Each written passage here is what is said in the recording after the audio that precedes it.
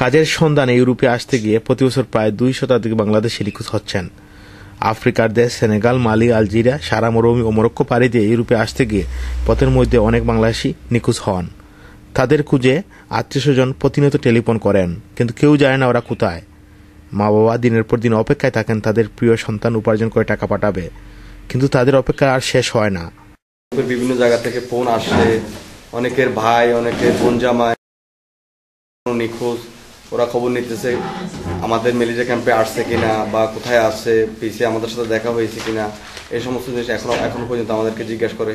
গত 15 দিন আগে আমাকে ইটালি থেকে একজন ফোন করেছে, বলতেছে ভাই আমার ভাই ওনার বাড়ি চাঁদপুর, উনি এখনো পর্যন্ত আজ থেকে 4 বছর থেকে উনি নিখোঁজ, এখনো পর্যন্ত ওনার কোনো হদিস মিলতেছে না।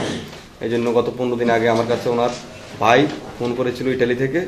উনি জিজ্ঞাসা করেছে যে আমার ভাইয়ের সম্বন্ধে আপনি কিছু জানেন কিনা, আমাদের বাড়ি চাঁদপুর, বা উনি কোথায় আছে, কি করতেছে আমরা এখনো জানি না, আমরা এখনো পর্যন্ত কোনো খবর পাইতেছি না। এই কারণে উনি আমার কাছে ফোন করেছে।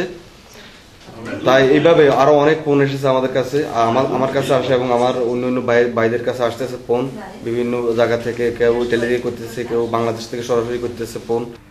কি কারণে বাংলাদেশিরা নিখোঁজ হচ্ছেন জানতে চাইলে মেরিলার সাইফুল বলেন, আমি বলতে পারবো সেটা। যেমন এখানে যখন আমরা সাহারা দিয়ে আসি, অনেক সময় সাহারাতেই অনেক লোক মারা যায়, তখন যে মাফিয়া লোক পাচার করে, সে হয়তো দেখা গেছে লোকটাকে বালির নিচেই দাফন করে দেয়, নতুবা কেউ যদি সাগরে বাসা যায় তার তো আর কোনো খবর পাওয়া যায় না। আর কেউ মরক্কোতেও মারা যায়, তাকে ওইভাবে করেই মাফিয়ারা বিভিন্ন জায়গায় লুকিয়ে রাখে, যাতে কেউ আমরা আমাদের কাছ থেকে নিয়ে যায়। আমরা কান্নাকাটি ছাড়া আমাদের কিছুই করা থাকে না। তখন আমাদের মধ্যে চিন্তা আসে যে হয়তো আমি তো মরে যাবো এখন, এরকম অবস্থা হয়ে গেছিল। এবং আমাদের চোখের সামনে অনেক লোক এভাবে মারা গেছে, আমরা দেখে আসছি। সাহারাতে বালির নিচে দাফন করে এসেছে মাফিয়া, কিছু বলার নাই আমাদের।